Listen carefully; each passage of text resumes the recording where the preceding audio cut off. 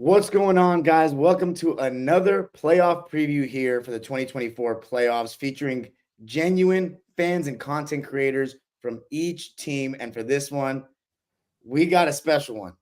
The Philadelphia 76ers, the number 7 seed in the East after winning the big-time play-in game that I broke down last night on the channel against the Miami Heat, and the number 2 seed, the Knicks, who you've heard about all season long here on this channel with the 4 Sportsmen. And joining me for the preview, 2 of the 4 Sportsmen and Sean Barnard making his debut on Dime Dropper. Sixers fan. First, we're going to welcome the visitor. Sean, how does it feel, man? Sixers, you're in the playoffs, and welcome to the show. Thanks for joining me today, joining us. Yeah, appreciate you having me. Appreciate you guys. Excited to chop it up. And I'm ready for the big dance here. That it feels like there's been a whole lot of floating through this regular season, and specifically with this Sixers team trying to tread water for an extended period of time. So excited to have everybody back, and kind of disappointed this is the first round matchup because I do think these are two heavyweights coming right out the gate. Fellas, we're here whole season, and you've got the 2nd seed in the East. How we feeling? How's the buzz in New York? You feeling nervous, Flea? I'm feeling good, man. I'm feeling amazing. I'm feeling amazing. I want to first give a big shout out to my guy Fabian, because Fabian said we would be a 2 seed, and look where we are now. Look where we are now. I thought I looked back on something I said. I asked a blanket question. I think I asked Dom, my brother, are we ever going to be a 2 seed? And look at it with the grind, with the hustle, with the determination, and just putting in everything that we got. We're here today. Big shout out to Jaylen Brunson. I know we're gonna get into all of that, but extremely happy about our Knicks and being a top 3 seed in the Eastern Conference. Yeah, man. My nerves are wrecking, Dom. My nerves are racking. I'm not gonna lie to you. Before I was comfortable last week, but now I just can't wait to get it on. I ain't scared of nobody, and we'll get into that, Sean. Let's get it. By the way, for all the people joining right now, if you're on Twitter, we'd really prefer if you come to YouTube. We're trying to get to that 10,000 subscribers. Come to YouTube and comment. We can check all your comments out a little quicker. So come to YouTube if you're on Twitter. But before we talk about the series directly, I'm going to ask some questions about the way your guys' seasons have gone, and particularly Sean's, because we have kept up with the Knicks so much on this channel throughout it. So Sean, and my Clipper audience definitely wants to know, you start out the season with the whole James Harden controversy. You make the trade. I want you to know what you thought of the trade when it happened, and now how you feel that the season's finished. Yeah, it's been a really bizarre just season in the Sixers world. Thinking about starting out with the whole offseason, the Daryl Morey is a liar, holding up on the signs, all this that was going on. And just to think about, like, PJ Tucker started games for this Sixers team this year. Like, that feels like forever ago that even happened. And there was very much like the middle ground even entering the season of like, are we even going for it this year? Is this just kind of a gap year as we figure out, let all the contracts clear off the books? Because in reality, it's just Joel Embiid and Tyrese Maxey that are locked up. And Maxey technically isn't even under contract, but he'll get his extension this offseason. So it's a lot of the other guys, a lot of money coming off the books. And there wasn't a clear just kind of expectation or what they were even doing this season. And obviously, James Harden was at the forefront of that. And then finally, the trigger was pulled on a deal. And once again, the focus was on bringing in guys on one-year contracts. The Marcus Morris, the Nico Batum, the Robert Covington, who I'm disappointed is injured. And really, Batum's been the only sticking point. KJ Martin get a little bit run here and there. And Batum, obviously, man of the day after his performance last night. So it's been like a strange year overall. And then, of course, there was the Joel Embiid injury. Joel kind of kept his team afloat through the start, which has been really the Sixers organization for the past several years.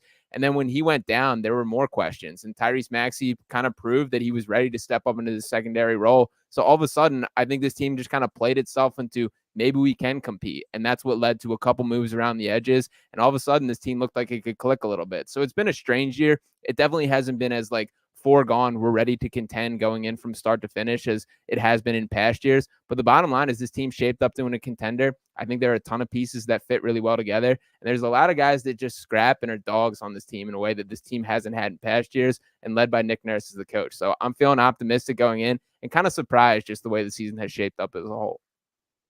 That was a pretty good rundown. How do you feel about Embiid coming back before I shifted over to the Knicks guys? I mean, there was a lot of controversy about, is it worth him coming back? He was obviously playing at an MVP level and was leading the league in scoring before he got hurt. And how do you feel about the way he's looked too? Yeah, it would have been his third consecutive year leading league in scoring. And even more impressive to me is his growth as a playmaker this season, a career high in assists. I think his just decision making and ability to run an offense took a significant stride forward. And that's tough to do, thinking about one MVP last year and then took his game to another level this season. So I was real disappointed when he got hurt, really frustrated that really just put a huge detour on the season. I'm personally of the mindset that, like, we only have a finite number of games with Joel Embiid, that these injury issues aren't going to go away. And the older he gets, the less likely that we can see it through. So if he's physically capable of playing, I think he should. And that's obviously the mentality that Embiid took. He is a guy that, to his credit, and I think more so than he gets credit, he wants to be out there, that when he's not playing, it's his body letting him down. This isn't a situation where he's holding himself out for playing or something like that. As far as how he's looked on the court, definitely hasn't been perfect. He's definitely not 100% himself. But I do think that he is healthy. It's more so getting back into basketball shape, getting the repetitions and finding his flow. And also, I don't think he fully trusts that knee just yet. He's got the big brace on it. I'm optimistic that he can continue to play himself closer toward the best version of himself throughout this playoff run, but it's definitely not the perfect situation. If I had to put a number on it, I'd probably say he's in that like 70 to 80% range of himself, but even a 70 to 80% range is better than a whole lot of players across the NBA. So we'll take what we can get. Knicks guys, any worry that Embiid can get to 100% in this series and be the best player in the series? Go ahead, Flea. I think walking through the door, if you had to rank the guys who are the best players, you know, if you just throw both teams on the baseline and you rank the players, Embiid is still going to be the best player on the court. That is no slight to my guy Jaylen Brunson. He's had an amazing season, and I'm looking forward to him leading us into this playoff series. But Joel Embiid is a load.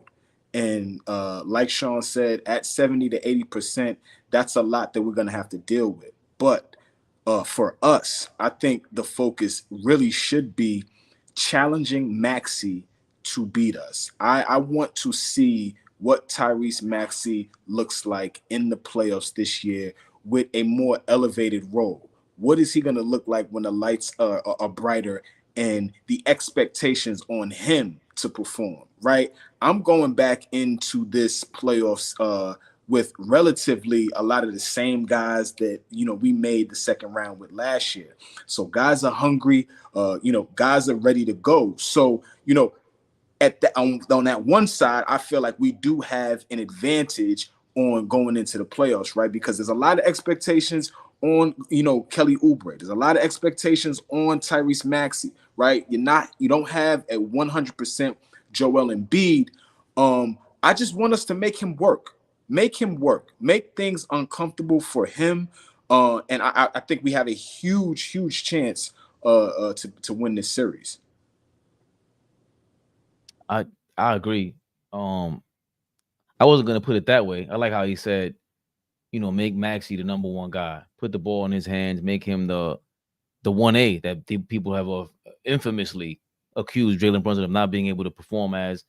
And I don't think he's that. And we saw, like, you know, IQ Emmanuel Quickly, who was here. He was a teammate of Maxey, so it forced me to watch a lot of Maxey, and I see how much further away he was than IQ. But I still don't think he was skill-wise what Brunson is. And it's going to be tough for him to be the guy to create for the rest of his team, especially the way Nick Nurse, and you can speak to this, Sean, moved Embiid to the top of the key, and it was over after that. Like that early on in the season, you guys dime. There's only 4 teams I see at their peaks of this year that was championship material. Is the Clippers, of course. Well, not the Clippers. The Nuggets, of course. The Celtics. The Knicks, of course. And them 76ers. Early on, they looked crazy. Joel Embiid, you hit it on the nose. He got the most assists, career high assists this season because of that. Now he can see the floor at the top of the key, but I'm not worried about it whatsoever. He could be the best player in the series, but for me, I'm gonna sound like hyperbole when I hype up OG Anunoby the way that I am, but I want OG on Embiid at the top of the key, and when he gets down low, you got Mitchell Robinson down there or Hartenstein in that rotation. So I'm not worried about it. That's how I want this to end up in Maxey's hand and make him be the be-all end-all for you guys and try to slow you guys down because it is a lot of talent over there. Sean, what round do you think you'd have to get to for Embiid to be 100%? Or like how far in the playoffs do you think you'd have to get to him to be back to Joel? It's more about like him whenever he can flip that gear in his head and trust it. Like specifically yesterday's game in the first half, there were a number of he had bunnies around the rim that he just left short and rimmed out. That like if that's a normal Joel Embiid, he's just straight up dunking that basketball. And like whenever he can turn that gear in his head, that's where everything shifts. So part of it is him working himself into shape. There definitely was a ton of hands on the knees, breathing heavy. And as far as like the actual substitution patterns in general, like throughout the season prior to him getting hurt, the general like routine was he would play the entire first quarter. He would miss the first couple minutes of the second and then close out the half and then kind of repeat that in the second half that we'd usually leave with like 10 minutes left in the third and then come back for the final 8 minutes of the fourth. When you looked at how things were rotated yesterday, he was getting quick 2-minute breaks here, 2-minute breaks there. And that's very much like an indication like, and this is not a slight on Joel, that there's no way to replicate basketball pace. Like regardless of how much zero gravity treadmill or how much bike you hop on, there's nothing like playing live NBA action, and especially when like you're naturally 275, 280 pounds. So it is tough. I think that we're just going to have to deal with whatever it is. I don't really know if I have a timeline, but I think most of it is just whenever he can flip that gear in his head and be the dominant version of himself. And I do trust him to bring whatever he can, but I don't know is the unfortunate answer. That last 5 minutes of the game last night, though, he looked amazing. Yeah, he turned up. Those last 5 minutes to close out that game, when they really got nip and tuck and they really, were trying to create some distance, against that Miami Heat team. Joel looked like he got a second win, and that's what I would be concerned about, right? Yeah. In a game 2 situation, and we may be down 0-1, right? And we go into a game 2 situation and, we got the game, in our bag, but Joel takes it up that notch, right? 5 minutes to go, 3 minutes to go, right? That would be my concern. If he can do that, we're gonna have our hands full because this is an MVP level player. This is a guy that that goes out and he's a bucket. So that would be my concern if he can get back to that level, especially late in games. We talk about Embiid a lot already. Fabian or Flea, you gotta give me the Jaylen Brunson hype train. I mean, talk about the impact he's made on New York, this team, maybe some MVP propaganda. So many eyeballs are going to be on him now. It's not like he's just – I mean, he still is always overachieving, but now it's going to be – we expect Jaylen Brunson to average 25 points a game in the series coming into it. Well, propaganda is – watch your mouth, number one. That is Thank propaganda. Thank you, Fabian. This is real life, the definition of MVP. And let's get this clear. I don't care what side you were on with Jaylen Brunson when he signed here. He's getting better every single day. Nobody expected him to be this good. MVP, nobody expected this from him. And he is everything promoted about him because what he struggled with the most mid-season was the double team. What the Lakers did to him was abysmal. They couldn't handle it. And then LeBron guarded him at the end of the game. And I know he's really peeved about that. But that's the thing, Dime. When they double him now, he's somehow finding the pocket every single time in the double team and getting the ball out of his hands, for finding Hartenstein, who is key. That's the other guy that's the key for Brunson when he kicks out of that double team, because Hartenstein's the other great passer on the team. He's the second best passer on the team because Julius Randle is a lunatic. But he gets better every single game. Like, it's amazing what Jaylen Brunson does. And the shooting, the floaters, his footwork. Who's really on his level in the NBA? He's second to none. It's amazing. So when you can move that way and pass the ball that way, get rid of the ball, get the ball out of your hands and get your teammates involved. And of course, the leadership, we don't talk about it enough. I get it. His godfather's up in the stands. He got his college teammates with him, but he got Julius Randle to buy in. I have not seen a real temper tantrum from Julius Randle this season at all. And that's all he was filled with before, to the point where fans just thought we were crazy for turning on a 2-time All-NBA guy. It's like, no, he's crazy. He keeps flipping on the referees, flipping on his teammates. And now with Brunson there, you see a real leader, a real alpha guy. He ain't got to do all that to prove himself. And now he fell right in line. So all these things, it's you'll see, it's all it's cracked up to be. Flea, talk about this like last stretch of the season. You guys got OG Anunoby and we're like the hottest team in the league. He made a huge impact. And then Julius Randle got hurt. You're a little bit more adamant that we're going to miss Julius Randle than say Fabian. So talk to me about the absence of Randle and how your team looks like from a health perspective going into this, because so many guys are injured towards the end of the year. I think that's a great question, Dom. I think that first of all, we overcame injuries throughout the entire season. Let me go there first. We started the season going into this thing thinking that we were going to have Mitchell Robinson be healthy and ready to go for the entire season, and he was down by Thanksgiving before Christmas, right? So we missed one of the best offensive rebounder in the game, right? And one of the best rim protectors, rim runners. We missed that early. Obviously, we go through a lot of other injuries throughout the season. I am adamant that we're going to miss Julius, but I will say this: we look a lot different without Julius. And when I mean different in a good way.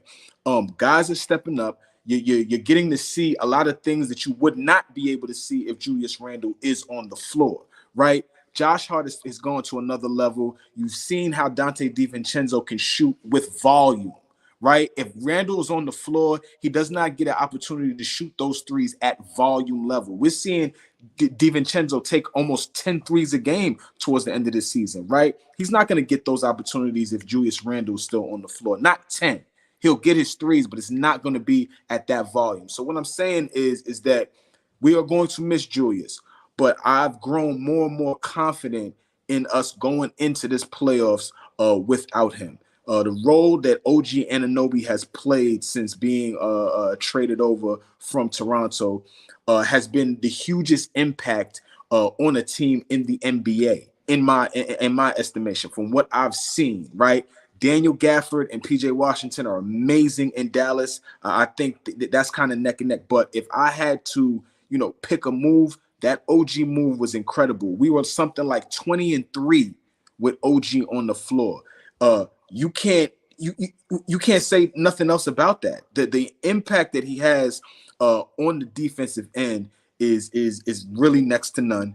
We're seeing a guy that is an all NBA defender, can literally guard 1 through 5. We over exaggerate that 1 through 5 thing a little too much. That is a guy in the NBA that can guard your point guard no matter what size he is, and can bump and grind with Joker, with Embiid. You know what I'm saying? So he provides so much versatility on the defensive end, which really infuses his offense. He is a 3-and-D guy, but I don't think he's your prototypical 3-and-D guy because he cuts well, he moves without the basketball well, and that corner 3 is money. So everything that he's done, Josh Hart has been amazing for us.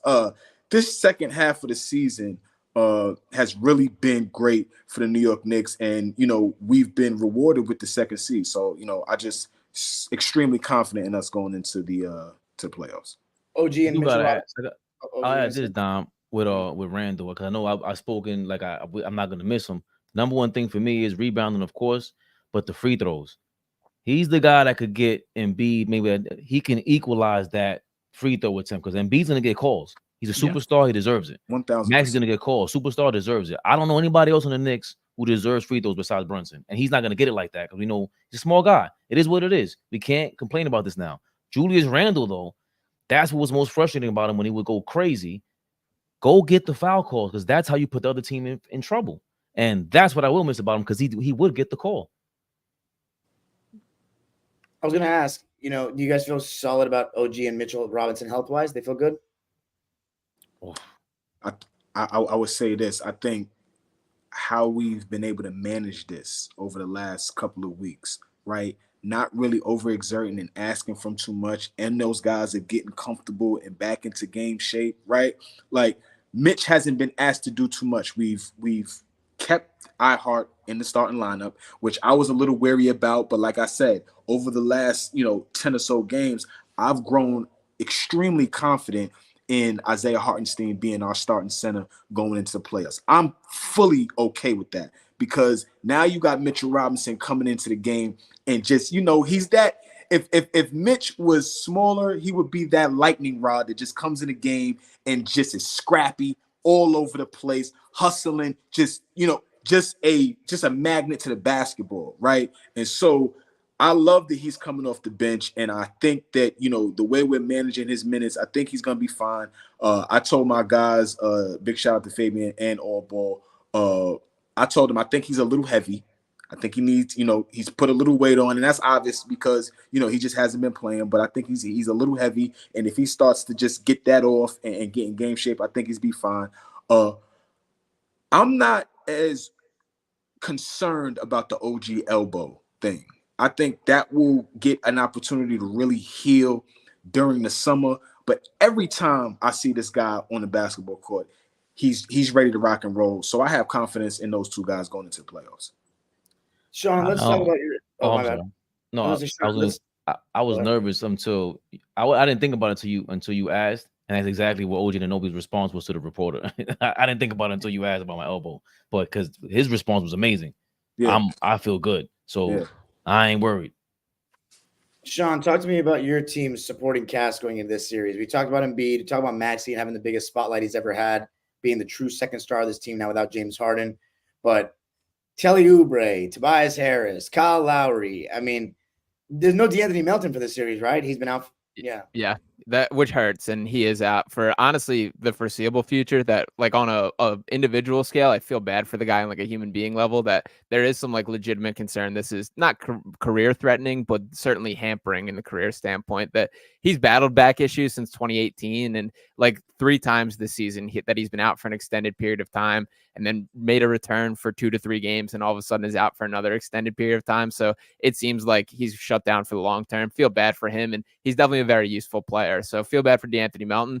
But this supporting cast as a whole, I'm much more optimistic than past years. And Joel Embiid takes a lot of knocks for not stepping up to the challenge in the playoff setting. I think in a lot of this situation, it has been opponents saying we're not letting Joel Embiid beat us, and it's everyone else that we're forcing to. I think the Sixers this year have the guys that can step up. That a guy like Kelly Oubre is a nice just flash. He's not afraid of the moment. And from a skill set standpoint, the athleticism that he brings, the willingness to get his own shot, a guy like Kyle Lowry who has a proven championship pedigree and is just going to be the most annoying guy on the floor from start to finish in this series. And then a guy like Buddy Hield, like that is a great deal floor spacer that can just open things up in a way that they haven't. And when you speak about Tyrese Maxey, I get it. He's 23 years old. He's still getting better. But on a pure skill set standpoint, I think he's the best pairing for a number 2 option for Joel Embiid that we've had. And I know James Harden last year, the efficiency numbers were off the charts, but it felt like in the playoff setting, it became so predictable for what they were going to do. That was either the pick and roll on that short roll pocket pass. It was Harden getting the switch, taking the big man on ISO and shooting a step back. Like you just knew the options that they were going to. With Maxey, there's like this refreshing like randomness to his game that you can still run the pick and roll. There's a ton more off-ball sets that run with him, getting him on pin downs, getting him on DHOs, and he can just get downhill at a rate that the Sixers have never really had a guy. Like that first step that Maxey possesses, truly among the most special across the entire NBA. So I love the supporting cast this year. Feel far better about it than I have in really any past years with this Sixers team, and I'm excited to see it with the brightest lights on it. I like B-Ball Paul. I love Nicholas Batum, obviously. I think he's going to have some good games in the playoffs, as he so often does. He actually had a really rough shooting series against the Suns last year, but this year, even the beginning of this season, before we traded him, I was saying that he looked like he got a little bit of a rejuvenation in him. Just not saying he's 2022 or 2021 Nico, but maybe a step up below that and better than last year. And he's totally looked like that every time I watched him for you. So Rocco's also out, you said, right? He's just been out the whole year, really. Yeah, he's got a bone bruise that has held him out for a couple months now. Been disappointing because Covington's started with the Sixers in the process years that he's one of the fan favorites still to this day. So disappointed we didn't get to see him. And he played well during the few games that he was. I think he played like 26 before getting shut down. Right. Yeah, we love him here too. He never really got a chance. We had a comment, a super chat from Phoenix Plays Z over from Canada. It says 76ers in 6. One team has Kyle Lowry, the other does not. As far as Tobias Harris, that's before I shifted it back to the Knicks guys and really got more into the actual matchups and stuff we're going to see in the series. Tobias Harris yesterday was getting booed every time he did anything bad offensively. Yeah. This is year 5 and a half because he came midway through the 2019 season of the Tobias experience in Philly. He's had some good playoff games. He's obviously had a lot of not great playoff games. Where's the fan base at this point with Tobias? You know, that contract puts so much pressure on him, even though he's always been like a 18-point a game efficient scorer for the most part of his career. Yeah, we're probably at the low point of the Tobias Harris experience. And this year specifically, and by the way, he has everything to play for, that is an upcoming free agent, that he is at the tail end of his contract, and he's really had his worst stretch of basketball ever in a Sixers uniform. He has still had flashes where he's turned it on and looked good, but the bottom line is like Tobias is pretty much on the outside looking in. That last night's game specifically is the first time all season that we saw him not be in the closing lineup, and that was a huge step for Nick Nurse.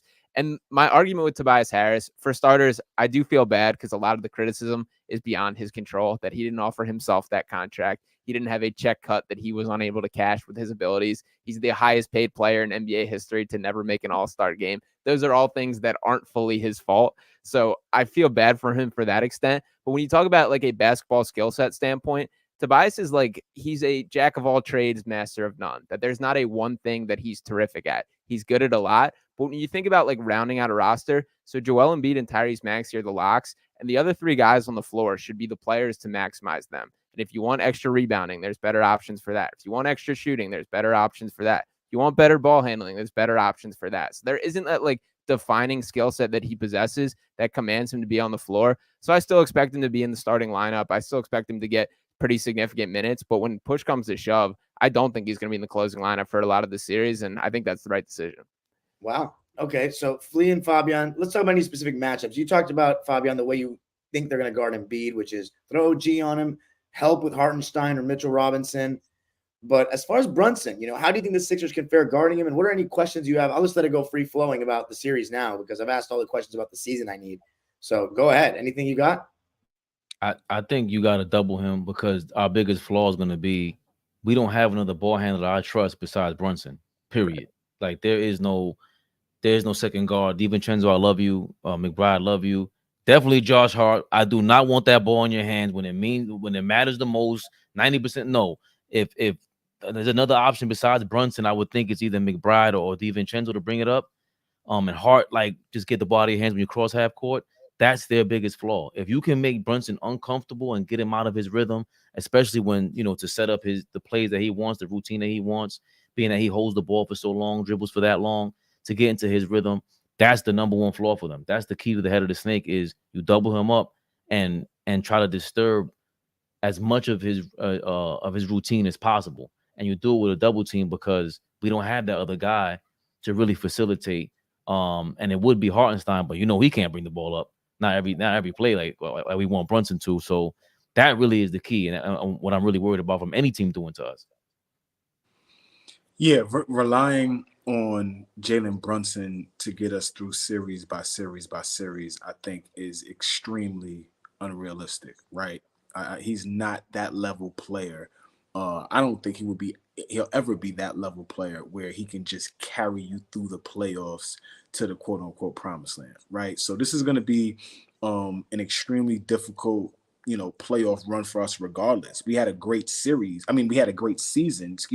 but if this series is not going to be a cakewalk, it's not. Like when you look at it matchup by matchup,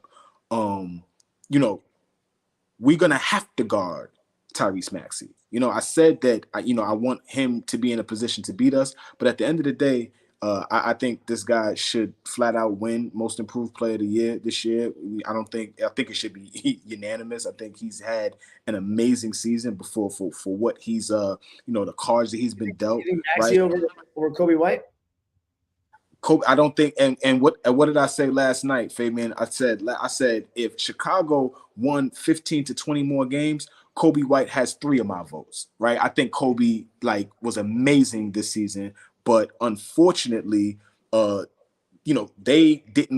season wasn't great. And I think for Embiid being out for so long and the level that Maxey had to go to maintain them, right? They could have easily, fallen out of the play-in, right? That team, could have very well struggled.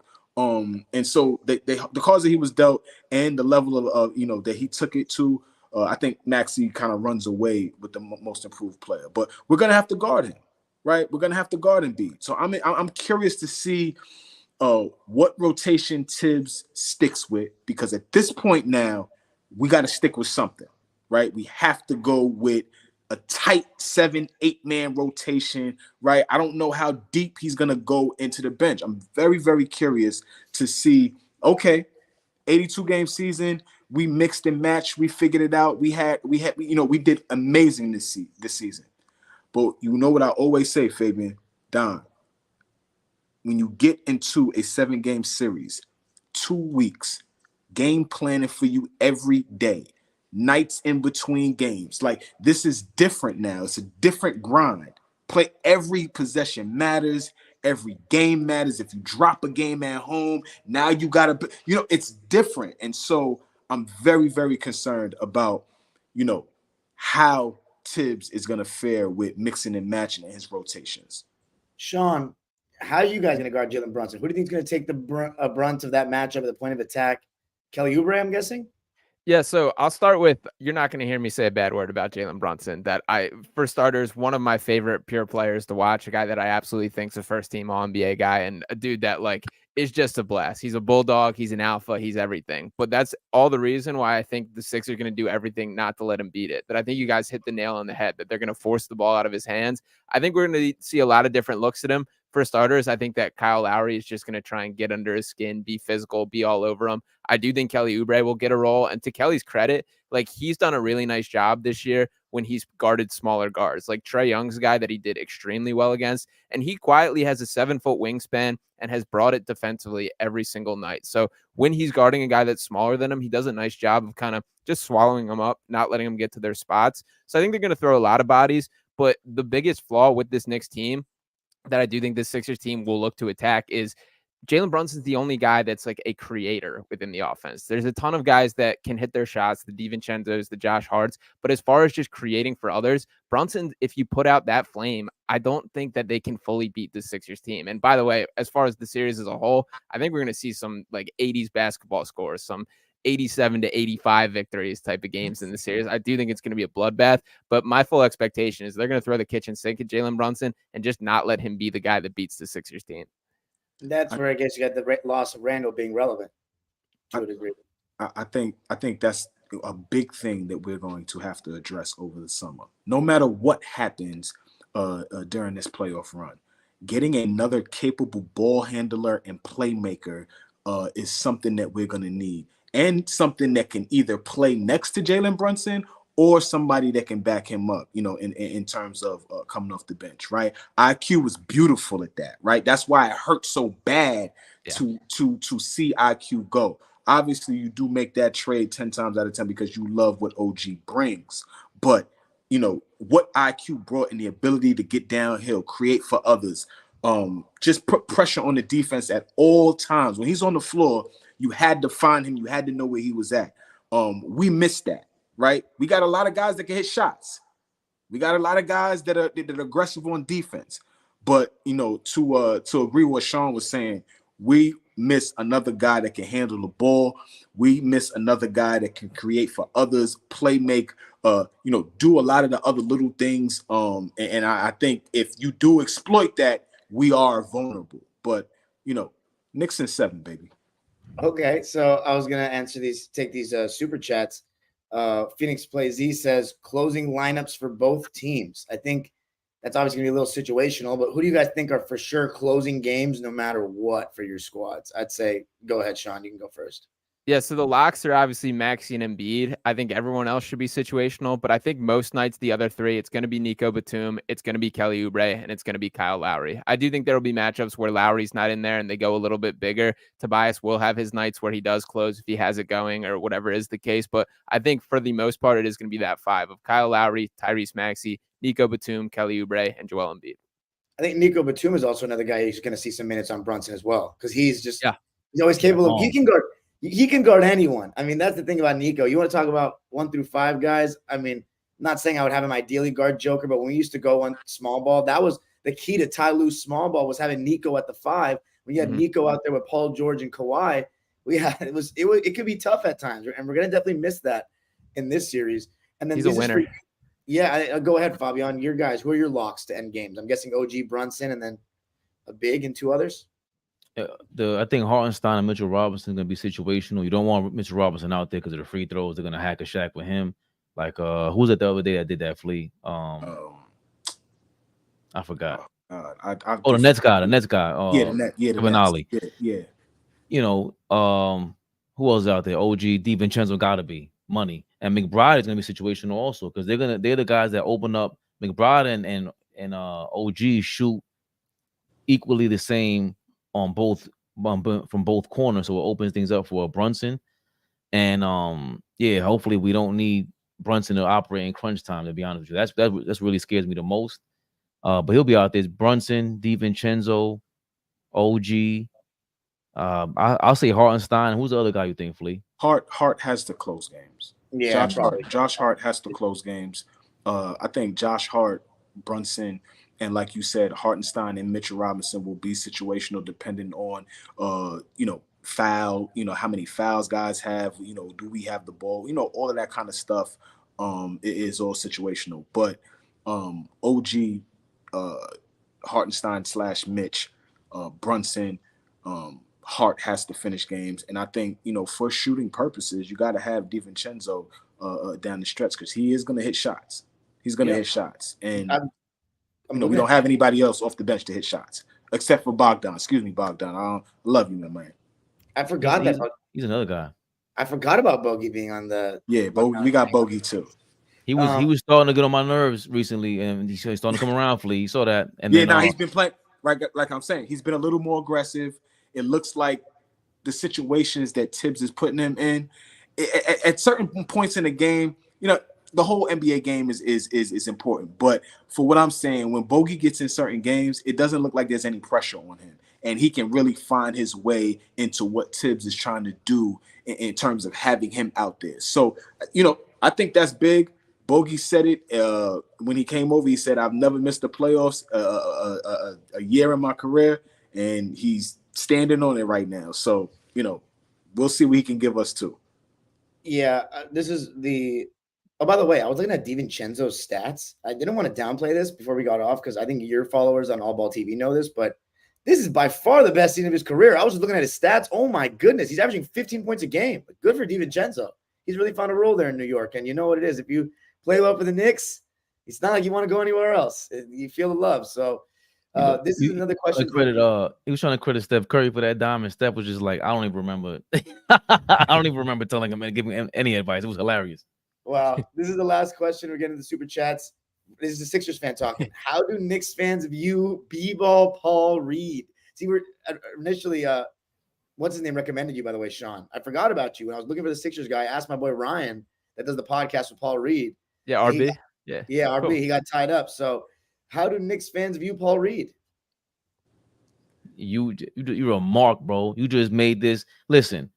Flea, what I said the other day, the Knicks fans are the Bronx Zoo. I didn't say this earlier, Dom. I was saving it. This is a sweep. Get ready. Whoa. You remember last year you laughed at me, Dom. I said Knicks and 7 or 6. How many did you say the other just a second ago? 4 games. I told you last year the Cavaliers have no chance against us. The 76ers, they have Embiid limping around. I do not want to downplay this. When you have OG Anunoby and Mitchell Robinson, who are defensive player type of players, all NBA type, high level guys, offensive rebounding, high level, defensive rebounding, high level. They play right into Thibodeau's hands. You see it. I always compare everything to football, Flea, Sean. I compare everything to football. This is a moving line of scrimmage at all times, and they disturb everybody's line of scrimmage. This is going to be incredible for me. I can't wait for everybody else to witness this. I love basketball, and I'm just glad that they're on my side. This is gonna be incredible. 4 games, sweet baby. Sweet. Okay, Flea, you said how many games? 7 or 6? I got this series being, like Sean said, a really barn burner. One of those, like I said, 80s, 90s series where it's really gonna be physical. I really expect the Knicks to bully the Sixers. I see us trying to be bullies to them. You know what I'm saying? Because we really going to have to muck the game up. Because if we don't muck the game up, we don't have, like we just said, enough playmakers, enough guys that could go get it. We know Brunson could go get it. We don't have another guy that could just flat out go get it. And in the playoffs, you're going to need that.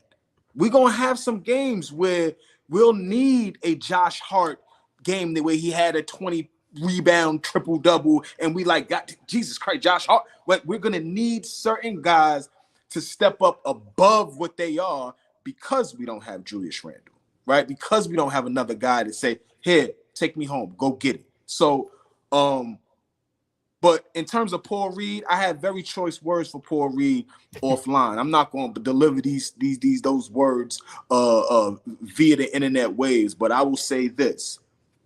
You always get what you ask for, baby. Anytime you ask for something, you get what you ask for. And by all means, we're going to give you everything you want. They asked Kobe White the other night. They asked Kobe White, hey, Kobe, what you think about Jaylen? What you think about Jaylen Brunson? He is a MFer. Y'all saw that, right? Then they asked him last night. They said, hey, you remember what you said about Jaylen Brunson? A lot of people talking about Jaylen Brunson. Everything, Jaylen Brunson. So I'm very, very confident in my New York Knicks. And to stick up for my guy Paul Reed a little bit here. So I like Paul. I'm happy to have him as a backup center. And you mentioned RB doing the podcast with him. I've had a chance to meet Paul a couple times, hang with him in the kind of family section like that. It's fair to assess he's not the sharpest crown in the box here, that I don't think he meant any ill intentions here. It's kind of something that came out, not how he meant it. And I think he realized it like immediately after he said it. I get using it as bulletin board material. If I was in your guys' shoes, I absolutely would as well. But I don't think this was something that he set out and said, I want to go at Knicks fans next, or I want to go at the Knicks next. Like, it just kind of slipped out that way. And those are the ways of b-ball Paul. He did the same thing earlier this season facing Anthony Davis, where he made a comment about, I got to make sure I stay out of foul troubles because he flops a lot. And like, that was not at all what he meant to say, but that's how it came out and that's how it blew up. And that's kind of the good and bad you live with Paul Reed. They got to get him a muzzle, Sean. They got to invest in a muzzle over there in Philadelphia. I literally tweeted out today. I was like, somebody in the Sixers organization should step in and not let him do a press conference for the rest of the playoffs. With a gag going around, man. Yeah. They already answered this question. They said, how should we guard Embiid? He says, me personally, I play him straight up and let him get his 30. Don't let him creep for others. That's the opposite of what Fabian said. Fabian was saying, get ready to show help with your big. Go ahead. You got something to say. We're going to close it out soon, by the way. No, you don't let Embiid do what he wants to do and get warmed up. No, you try to stop. You just try to like get in his way and just disrupt everything he tries. That him at the top of the key is lethal. He's correct me if I'm wrong, Sean. He's the best facilitator right now, or it's easier for him to facilitate than everybody else. It looks like, and yeah. I'd rather OG out there when he can switch on him and just disturb him as much as possible from that footwork and that 7-foot frame, being able to pass as much as possible from there. Nah, don't let him do what he wants to do. What was that? Amazement. Appreciate you paying this guy the $5 and everything, Amazement. But no, that wasn't amazing. That was horrible advice by you, Amazement. I never agree with Fabian because we are just like oil and vinegar, or whatever that saying is. So I never agree with him, but he's my brother and I love him because we are Knicks fans together. But I do agree with that, and that plays into my original point about making Maxey the guy and being the guy to beat us in this series. I want us to make Joel Embiid work very hard because he is not 100%. So if you're making this guy work really hard, he's exerting a lot of energy when he know he's just not, he's just not 100%. It'd be different if we're rolling into this series and Joel is coming off back-to-back MVP years and he's just rolling into this series ready to go lathered up and ready to kick Mitchell Robinson ass, right? But this is different. So I think we have to make him work hard. Like you said, Fabian, double from all angles, right? Wherever he touches, the double got to come from the hot side, right? Double, however you got to make it happen. Make him get rid of the basketball. Make him pound. He likes to put the ball on the floor. Make him pound the rock. Make him take difficult shots, right? Try not to get in foul trouble because, his big thing is getting to the line. He's led the league in free throws, free throws attempted many times. So he likes getting to the line, being comfortable, looking at the ball, go through the basket. So, there's a lot of things that we need to do in terms of minimizing Joel Embiid, if you would say that. Just make him work really hard. Mm-hmm. So I think, your hope is that you can, make Embiid set up for long, tough contested jumpers as always. Sean, we haven't gotten your series prediction yet. I for all the series that I'm like torn about who's even going to win, I always say it's going to go 6 or 7. And I am leaning towards the Knicks just because there is so much uncertainty with Embiid and how he's going to look. So I'm going to go with the Knicks in 7 games, winning a 7th game at MSG. I was going to go with 6 games, but I'm leaving that window for Embiid to start slowly ramping up. Here's what I will say, just my final word on something you said earlier, Sean, about Brunson. And we know Nick Nurse, his big fetish is like, don't let the star players score. At least it used to be. I don't know what it is now, but it used to be just don't let the star player get off. The thing about what's going to be dangerous about blitzing Brunson on pick and rolls, because I've noticed that Embiid is usually in drop coverage because he's such an improved rim protector. It feels like each year he's gone better defensively. If you blitz Brunson, though, and I saw this with the Clippers, Isaiah Hartenstein in that short roll, he can make great decisions. And when you got OG cutting or Josh Hart cutting, I feel like the Knicks are still going to get really good shots whenever Brunson's on the floor, which is a similar situation. We're going to have to play Luka. We're going to have to give up something.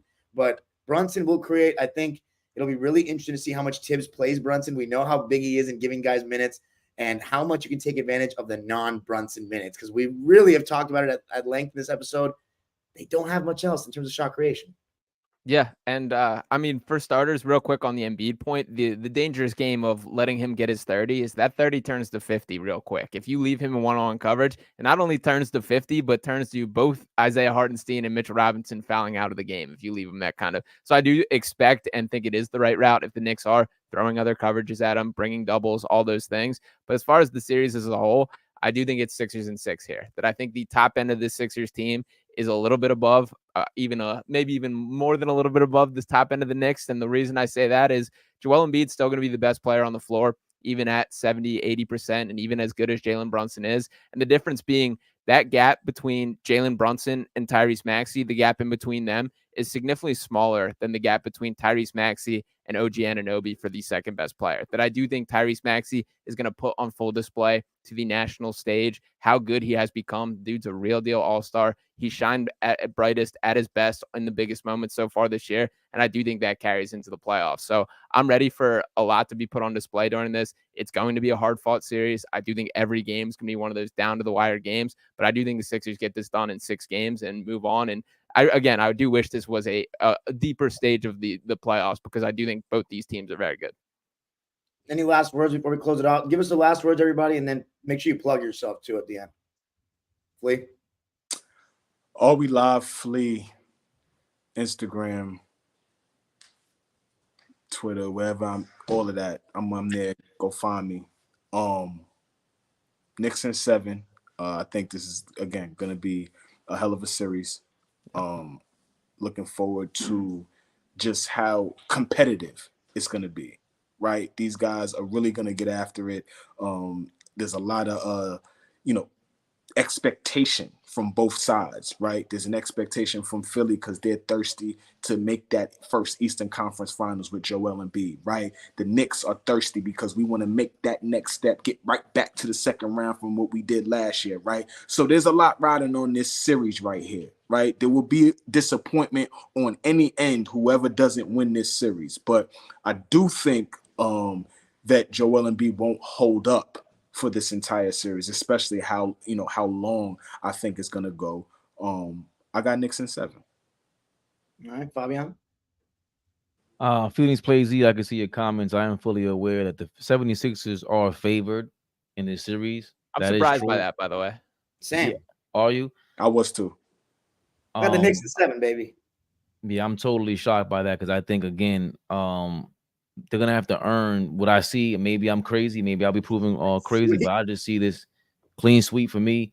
I don't think anyone understands OG Anunoby is gonna be proven to be this just a defensive player of the year candidate when he's fully healthy. By the way, free agent in the summertime. He is playing for $150 million. He wants to play every game. Mitchell Robinson is gonna play for a raise as well. I respect the 76ers.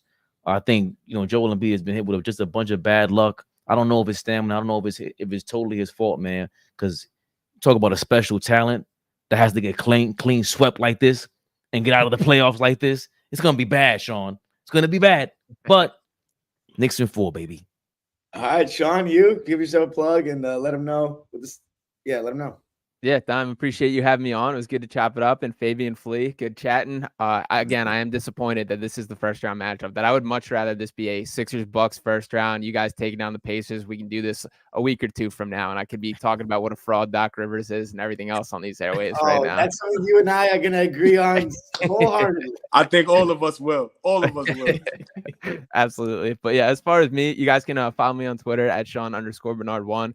You can check me out on the Fox Sports affiliate in Philadelphia, Fox Sports The Gambler. Also check out Pick Swap Media and Sixers Digest on YouTube. A ton of Sixers content on both those. Just dropped a Sixers versus Knicks preview on both those channels, actually. So check that out as well. And yeah, once again, thanks for having me.